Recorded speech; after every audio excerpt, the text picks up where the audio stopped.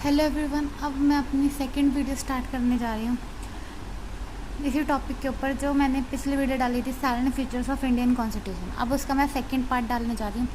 I hope first part सबको समझ में आ गया होगा।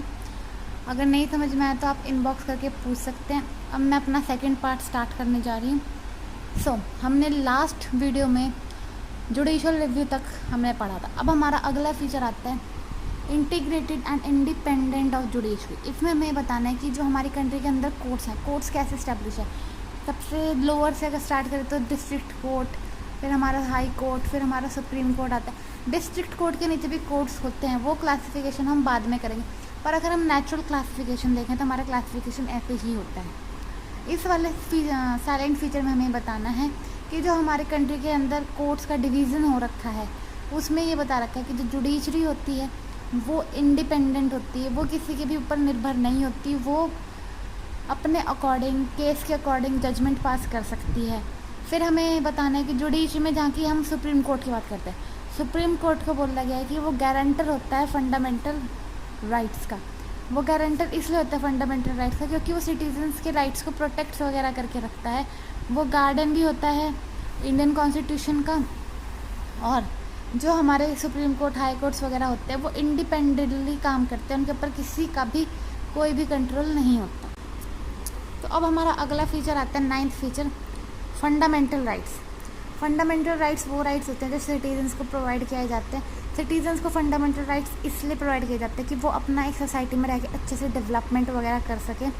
फंडामेंटल राइट्स जो हैं, अगर कोई भी हमारे फंडामेंटल राइट्स को वॉलेट करने की कोशिश करे तो हम कोर्ट में जा सकते हैं, हाई कोर्ट में भी जा सकते हैं और सुप्रीम कोर्ट में भी जा सकते हैं अगर हमारे राइट्स को कोई वॉलेट करने की कोशिश करता है तो। मेनली हमारे 6 तरीके के फंडामेंटल राइट्स है। सबसे पहला फंडामेंटल राइट हमारा है राइट टू इक्वालिटी, जो हमारा आर्टिकल 14 से लेके 18 में बता रखा है। फिर हमारा आता है राइट टू फ्रीडम, जो हमारा 19 से 22 में बता रखा है। फिर हमारा आता है राइट अगेंस्ट एक्सप्लॉयटेशन, वो हमारा आर्टिकल 23 से 24 में है। नेक्स्ट राइट हमारा आता है right to freedom of religion, जिसकी बात हमने आर्टिकल 25 से 28 में की है।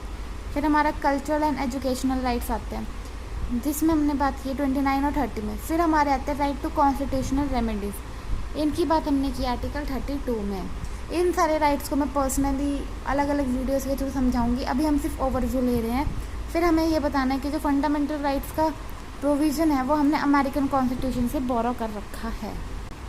फिर हमें इसमें बताना है कि जो हमारे फंडामेंटल राइट्स हैं वो हमारे जस्टिएबल इन नेचर है।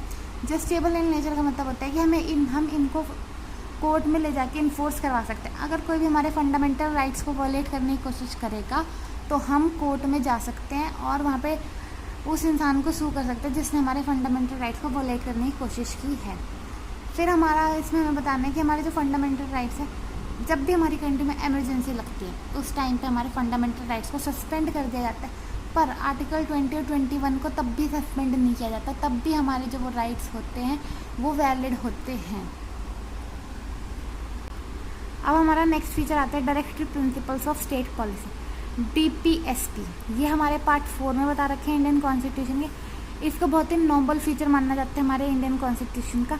Directive principle of state policy का मतलब होता है कि ये मेनली गवर्नमेंट के लिए होता है। ये जो आर्टिकल है ये गवर्नमेंट के लिए बनाया गया कि जैसे कि अगर गवर्नमेंट कोई लॉ ला रही है, कोई पॉलिसी ला रही है या कुछ ऐसा प्रोविज़न ला रही है तो वो DPSP को पढ़ के उस लॉ को ला सकती है, वहाँ से हेल्प ले सकती है।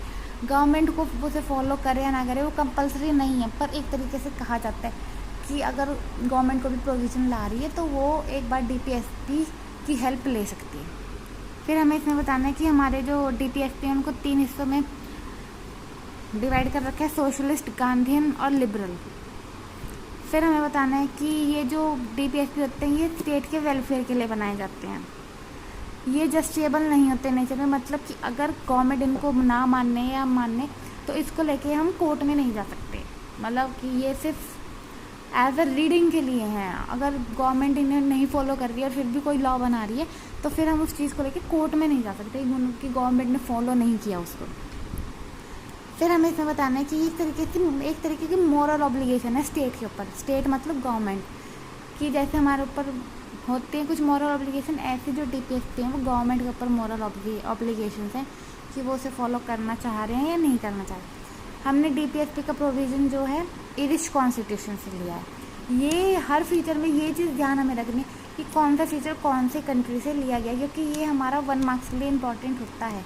जैसे कि जो हमारे फंडामेंटल राइट है वो हमने अमेरिकन कॉन्स्टिट्यूशन से लिए हैं, जो हमारे डायरेक्टिव प्रिंसिपल हमने आयरिश कॉन्स्टिट्यूशन से लिए हैं, तो ये हमें याद होना चाहिए। अब हमारे आते हैं फंडामेंटल ड्यूटीज़। अभी हमने फंडामेंटल राइट्स पढ़े थे। फंडामेंटल राइट्स हमें दे रखे हैं तो उसके लिए हमें फंडामेंटल ड्यूटीज़ भी दे रखी है। अगर हमें कहीं ना कहीं फ्रीडम दे रखा है तो कहीं ना कहीं हम पे कुछ ड्यूटीज़ भी लगा रखे हैं जो हमें फॉलो करनी होती हैं। अगर फंडामेंटल ड्यूटीज़ की बात करें तो फंडामेंटल ड्यूटीज़ शुरू से हमारे कॉन्स्टिट्यूशन में ऐड नहीं थी। जब 1975 से 1999 के बीच हमारी कंट्री में इंटरनल इमरजेंसी लगी थी, उस टाइम पे इनको लाया गया था फंडामेंटल ड्यूटीज़ को। फंडामेंटल ड्यूटीज़ जो है वो कॉन्स्टिट्यूशन में ऐड करी गई थी स्वर्ण सिंह कम्युनिटी के रिकमेंडेशन पे, और इनको हमने ऐड किया था 42nd कॉन्स्टिट्यूशन अमेंडमेंट एक्ट के अंदर। फिर ये जो हमारे हैं पार्ट 4 के ए में बता रखे हैं और कॉन्स्टिट्यूशन के फंडामेंटल ड्यूटीज़ जो हमारे पार्ट 4 के ए में बता रखी हैं, और इसका सिर्फ एक ही आर्टिकल है जो फंडामेंटल ड्यूटी से डील करता है, वो हमारा आर्टिकल है 51 का ए। हमने इसको रशियन कॉन्स्टिट्यूशन से ले रखा है, अडॉप्ट कर रखा है। इसमें जो आर्टिकल्स हैं मेनली वो ड्यूटीज़ बताते हैं कि सिटीजन्स को क्या किन किन ड्यूटीज़ को फॉलो करना चाहिए। जैसे उन्हें कॉन्स्टिट्यूशन की रिस्पेक्ट करनी चाहिए, नेशनल फ्लैग की रिस्पेक्ट करनी चाहिए, नेशनल एंथम की रिस्पेक्ट करनी चाहिए, उन्हें कंट्री के अंदर सॉवरेनिटी, यूनिटी और इंटीग्रिटी बना के रखनी चाहिए, लोगों के बीच में ब्रदरहुड होना चाहिए, वो आपस में भाईचारे के साथ रहें, वो लड़ाई झगड़े ना करें। ये भी जस्टिएबल इन नेचर नहीं होते, ये भी एक तरीके से सिटीजन्स को रिमाइंडर के तौर पे होता है। मतलब ये सिटीजन्स के ऊपर मॉरल ऑब्लिगेशंस लगाते हैं कि उनको ये चीज़ें फॉलो करनी चाहिए नेशन के लिए। जैसे कि DPSP गवर्नमेंट के ऊपर मॉरल ऑब्लिगेशंस लगाती है, ऐसे ही फंडामेंटल राइट सिटीजन्स के ऊपर मॉरल ऑब्लिगेशंस लगाते हैं। ठीक है, अब हमारा नेक्स्ट फीचर आता है सेकुलर स्टेट, कि हमारा सेकुलर स्टेट क्या होता है। सेकुलर स्टेट का मतलब होता है कि जहाँ पे कोई भी सेपरेट रिलीजन नहीं होता स्टेट के अंदर, हर किसी के पास इतना राइट होता है कि वो जो भी रिलीजन फॉलो करना चाहे वो रिलीजन फॉलो करता है, और स्टेट उसकी इस चीज़ को रिस्पेक्ट करता है। मतलब यहाँ पे स्टेट किसी को भी फोर्स नहीं करता कि आपको ये रिलीजन फॉलो करना है या ये रिलीजन फॉलो करना है, वो कोई भी रिलीजन फॉलो कर सकता है। फिर हमें बताना है इसमें कि जो प्रियम्बल है, प्रियम्बल में भी हमने पढ़ा था कि वो भी बोलता है कि जो इंडिया है वो एक सेकुलर स्टेट है। इंडिया जो है वो एक सेकुलर स्टेट इसलिए ही बोला जाता है क्योंकि यहाँ पे हम हर एक रिलीजन को रिस्पेक्ट दी जाती है, हर एक रिलीजन को वैल्यू दी जाती है। कोई भी एक पर्टिकुलर रिलीजन को ही महत्व नहीं दिया जाता, सब रिलीजन को उतनी ही इंपॉर्टेंस दी जाती है।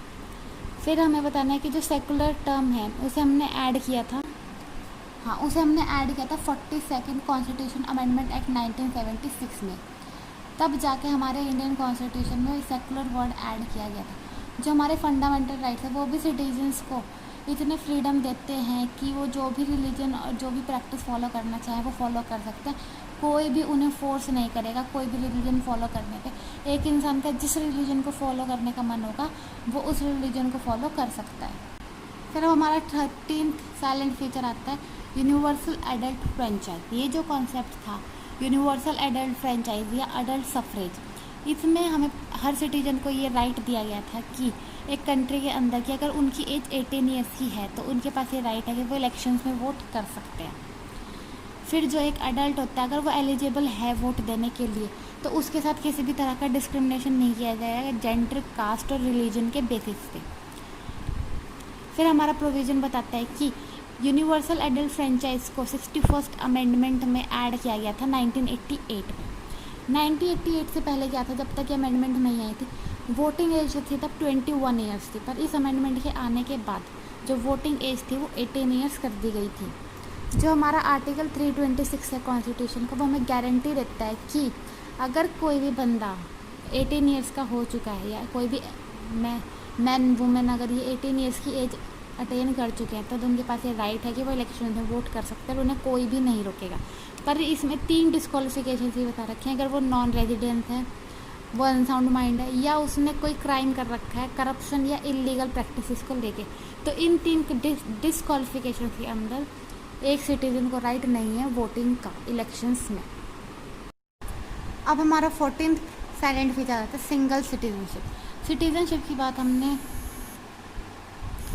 आर्टिकल 5 से लेकर आर्टिकल 11 तक कर रखे, जो हमारा ये जो हमारे आर्टिकल्स है आर्टिकल 5 टू आर्टिकल 11, ये हमारे सिटीजनशिप के बारे में बात करते हैं। हमारे यहाँ पे जो है सिंगल सिटीजनशिप लाई करती है, मतलब हर सिटीजन वो को एक ही सिंगल सिटीजनशिप मिलेगी, चाहे वो पूरी कंट्री में कहीं भी एग्जिस्ट करे, मतलब कहीं भी रहे।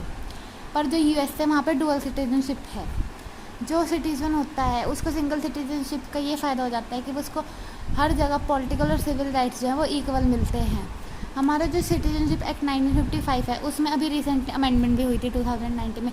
ये जो हमारा सिटीजनशिप एक्ट है ये भी सिटीजनशिप के बारे में ही डील करता है।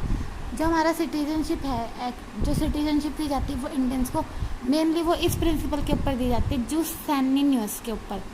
ये हमारा जो है, ये जो हमारी लैटिन वर्ड है इसका मतलब ये होता है कि जो सिटीजनशिप होती है वो पेरेंट्स से सिटीजनशिप के ऊपर दी जाती है। मतलब अगर हमारे पेरेंट्स इंडियन हैं तो हमें इंडियन सिटीजनशिप मिल सकती है, अगर हमारे पेरेंट्स इंडियन नहीं है तो हमें फिर कुछ किसी और तरीके से इंडियन सिटीजनशिप मिलेगी।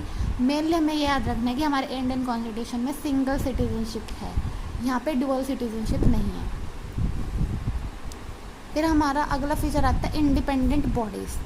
हमारी कंट्रीज़ में इंडिपेंडेंट बॉडीज़ भी हैं। पहले के टाइम हमारे कंट्री में लेजिस्लेटिव, एग्जीक्यूटिव और जुडिशरी के अलावा भी कुछ ऐसे इंडिपेंडेंट बॉडीज़ हैं जो यहाँ पे काम करती हैं, जैसे कि election commission of India. Election commission of India का काम होता है कि हमारे कंट्री में इलेक्शन हेल्ड कराना।